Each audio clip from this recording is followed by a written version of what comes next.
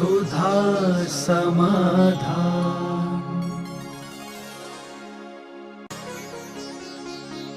नमोस्तु गुरुदेव। नए मकान में प्रवेश करने की जैन आगम में क्या विधि कही है? हमारे शास्त्रों में नए मकान की विधि के संबंध में अलग से तो कोई प्रसंग दिया नहीं, लेकिन भरत चक्रवर्ती आदि कथानकों में उन्होंने कैसा प्रवेश किया इसके संबंध में उल्लेख मिलता है।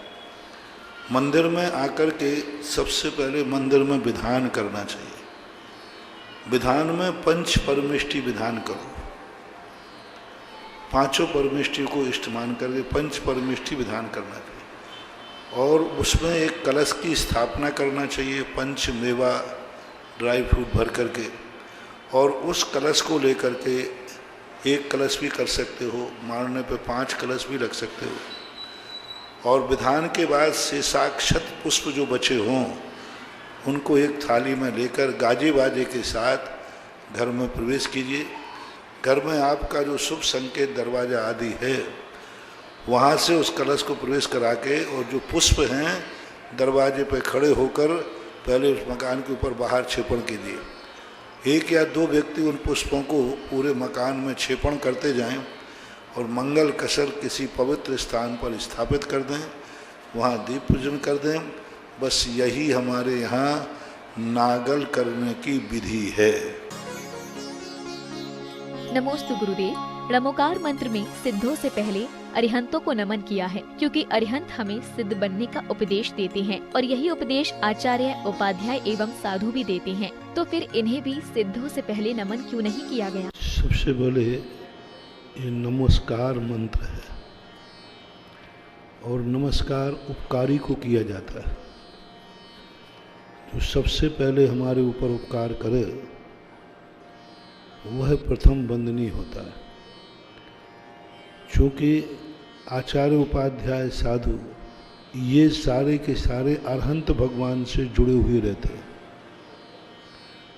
और पूज्यवर उमा स्वामी महाराज के अनुसार अरहंत भगवान भी मुनियों में ही आते हैं।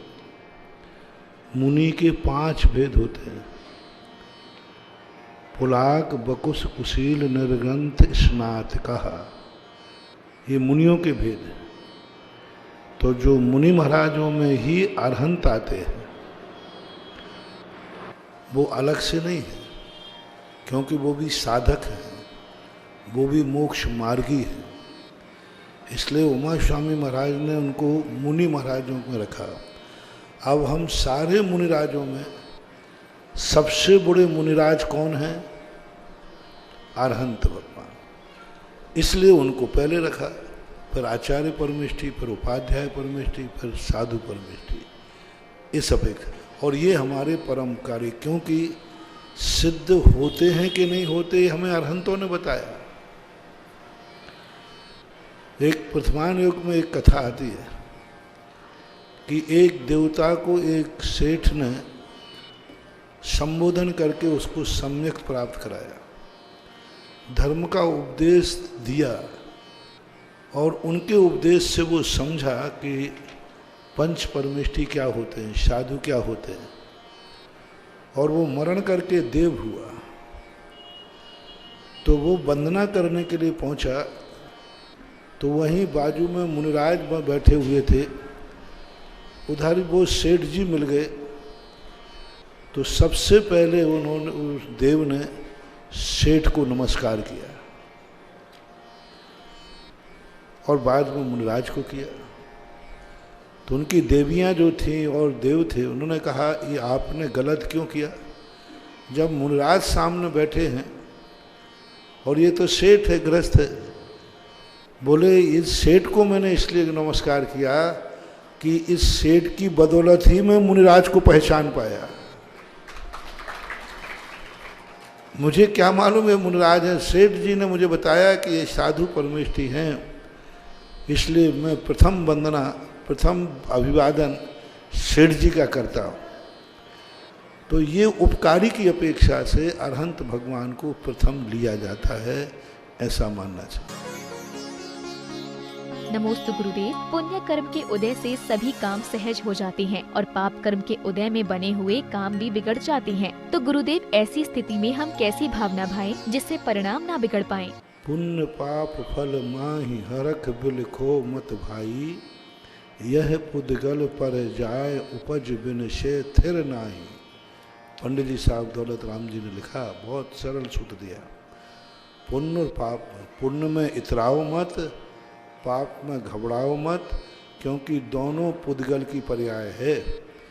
अच्छे अच्छे पुण्य की शिखर पर बैठने वाले धूल में मिल गए और अच्छे अच्छे धूल में जन्मने वाले प्लेन में घूम रहे। तो ये पुण्य पाप का कोई भरोसा नहीं करना। आज अच्छे दिन हैं, मत सोचना कि कल सुबह तुम अच्छे ही रहोगे।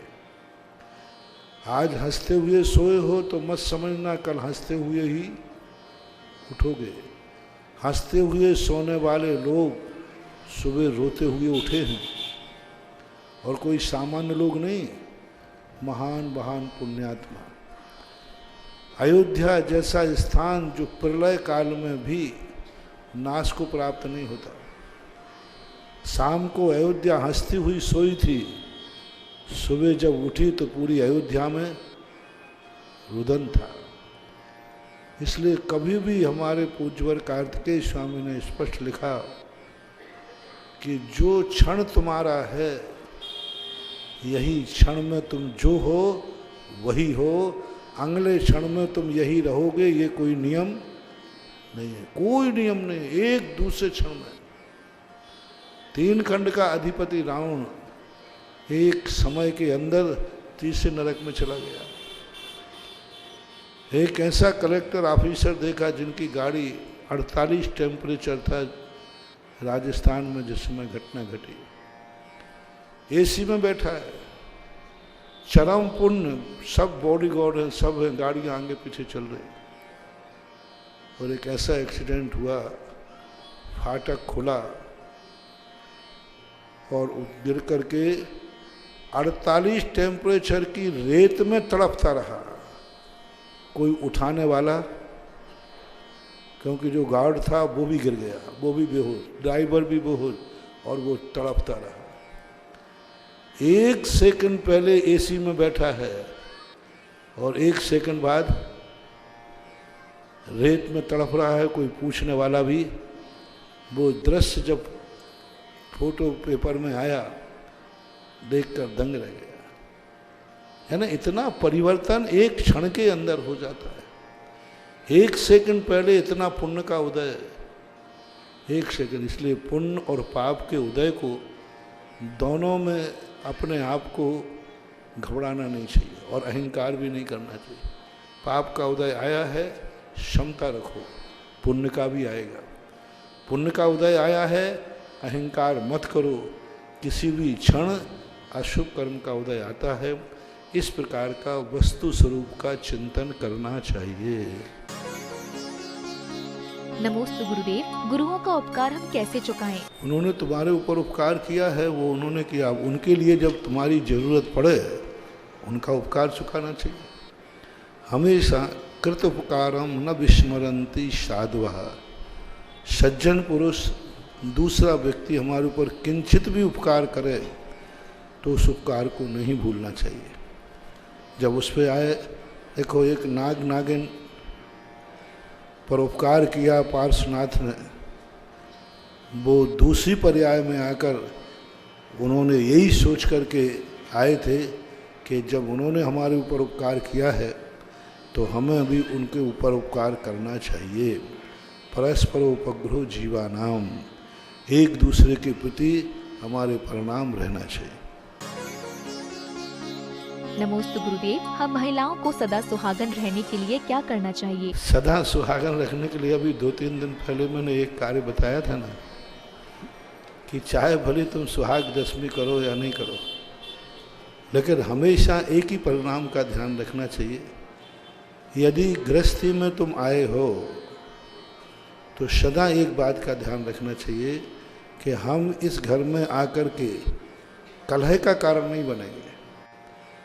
कोई न व्यक्ति ने हमें घर में प्रवेश दिया है तो हम उसके सुख के लिए, अच्छा परिणाम करें और अपने परिणामों में इतना समर्पण लाएं कि अपना मन, अपना वचन, काय आदि से माध्यम से उनके सामने वाले के मन में ये भावना आ जाए कि मैंने यह शादी करके गलती की। ऐसा परिणाम ना आ जाए, ऐसा भाव आवे कि मैंने कितना पुण्य किया है कि हमारे घर में ऐसी बहू आई। एक संस्मरण सुनाई देता हूँ, संस्मरण क्या, आगम की बात है कि जब चक्रवर्ती की पटरानियों में एक बार मुनराज को चौके लगाने के आहार के संबंध में डिस्कशन हुआ, भरतेश वैभव। वहाँ पर जब चौके में रानियाँ काम करती तो उनकी जो छोटी रानी थी वो रूस गई, क्योंकि बड़ी रानियों ने उसे चौके में काम नहीं करने दिया, इसलिए कि तू छोटी है, तेरे हाथ गंदे हो जाएंगे, तू थक जाएगी, तू काम नहीं करेगी। तो वो रूस गई। तो माता नंदा ने आकर के पूछा, क्या बात है बेटा, क्यों रूसे? बोले ये जो बड़ी बड़ी दीदियां हैं ना, ये मुझे कोई काम ही नहीं करने देती, बस ये कहती है तू राजकुमारी है, सुकुमार है, तू काम मत कर। तो भरत चक्रवर्ती जब आए तो माँ कहती, बेटा आज पता चला, मैं तो यही सोचती थी कि मेरा इतनी स्त्रियों के चक्कर में पड़ गया, इतनी शादियां कर डाली, अब इसका कल्याण कैसे होगा। लेकिन आज पता चला कि तू 96,000 रानियां होकर के तू इतना पुण्यात्मा है। दुनिया की औरतें तो इसलिए लड़ती हैं कि मैं काम क्यों करूं, और तेरी पत्नियां इसलिए लड़ रही कि मैं काम क्यों नहीं करूं। तू भाग्यवान है।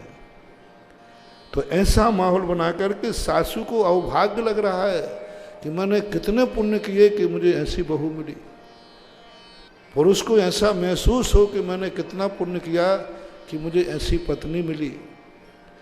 बेटे को ऐसा महसूस हो कि मैंने कितना पुण्य किया कि ऐसे मुझे माँ बाप मिले। भाई को गर्व हो कि मैंने कितना पुण्य किया कि ऐसा भाई मिला। रिश्तेदार को गर्व हो कि मैंने कितना पुण्य किया कि ऐसा रिश्तेदार मिला। दोस्त को गर्व हो कि मैंने कितना पुण्य किया कि ऐसा दोस्त मिला।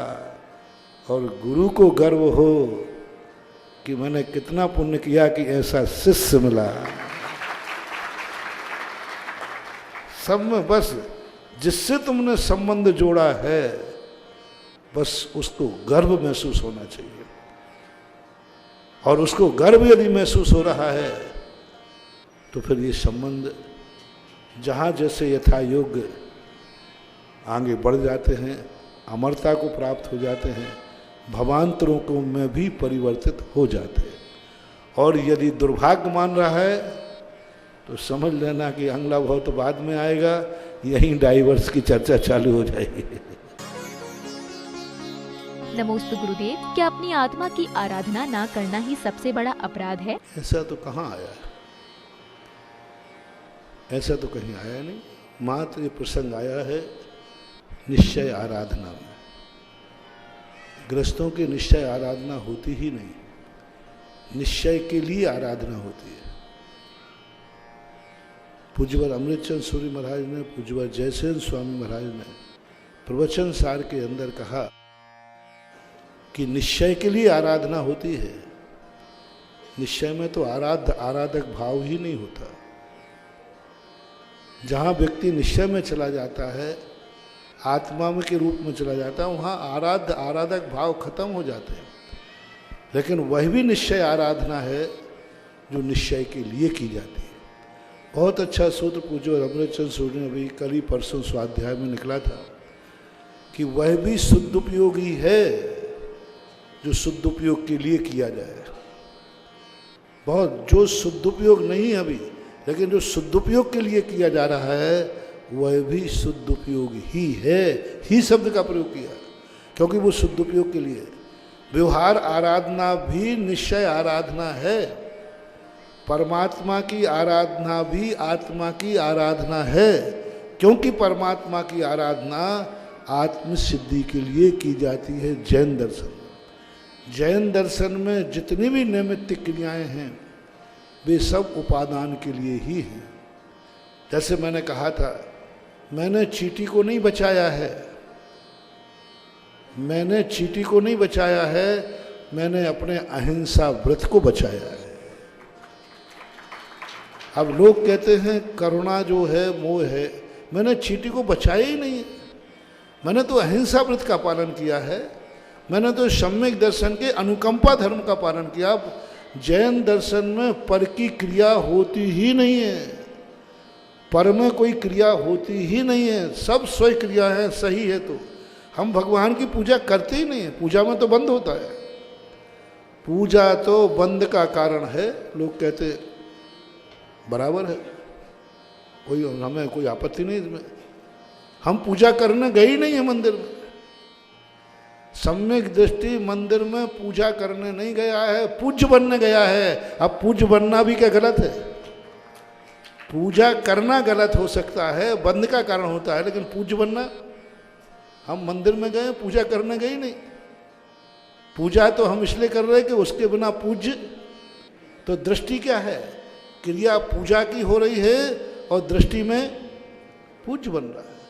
हर क्रिया में बचा चींटी को रहा हूँ, मैं अपने अहिंसा व्रत का पालन कर रहा हूँ, नतनत्र का पालन कर रहा हूँ, मैं किसी की भैयावृत्ति कर रहा हूँ। कहाँ कर रहा हूँ उसकी सेवा? कहाँ कर रहा हूँ? मैं तो तीर्थंकर प्रति के बंद का निमित्त बन रहा हूँ, मैं तो वज्रोत्सव नाराज संगन का बंद कर रहा हूँ। दूसरे की सेवा कर रहे हैं तो ये मत समझो कि दूसरे की सेवा, नौकर नहीं हो तुम। भैयावृत्ति का अर्थ है कि हम सामने वाले को सुख दें या नहीं दें, लेकिन मुझे वज्रोत्सव नाराज संगन का बंद हो रहा है। हम किसी को नमस्कार करते हैं, कहाँ है पर को? जैन दर्शन में पर को नमस्कार का है ही नहीं। हम जब नमस्कार करते हैं, हम भगवान को नमस्कार कहाँ कर रहे हैं? हम तो उच्च गोत्र का बंद कर रहे हैं। प्रणत है उच्चई गोत्र। अब दुनिया कह रही है आप भगवान को नमस्कार कर रहे हैं, मैं तो उच्च गोत्र को बंद कर रहा हूँ, मैं तो अपने जीवन को ऊंचा उठा रहा हूँ। हर क्रिया में ये परिणाम आना चाहिए। इसलिए जो व्यवहार है वह भी निश्चय है, यदि निश्चय के लिए है तो। परमात्मा की भक्ति भी आत्म सिद्धि के लिए है, तो ऐसा कहने में आता है कि मैं भगवान की आराधना कर रहा हूँ, सम्यक दृष्टि परमात्मा की आराधना करना कहना आ रहा है। सत्य ये है कि वो आत्मा की आराधना कर रहा है। जैसे सरल उदाहरण से तुम्हें समझ जाए, आप क्या कहते हैं, मैं दर्पण देख लूं? दर्पण कोई देखता ही नहीं, तो कहने में आता है क्या देखते हो? अपना चेहरा देखते। लेकिन सब क्या कहते हैं? कहने में आ रहा है कि मैं दर्पण देख लूं। सत्य ये है कि दर्पण कोई नहीं देखता, दर्पण में बस कहने में आ रहा है कि मैं भगवान का दर्शन कर रहा हूं। सत्य ये है कि सम्यक दृष्टि उन्हें दर्पण मान के आत्मा का दर्शन कर रहा है। ऐसी निश्चय आराधना मानना चाहिए। सुधा समाधान।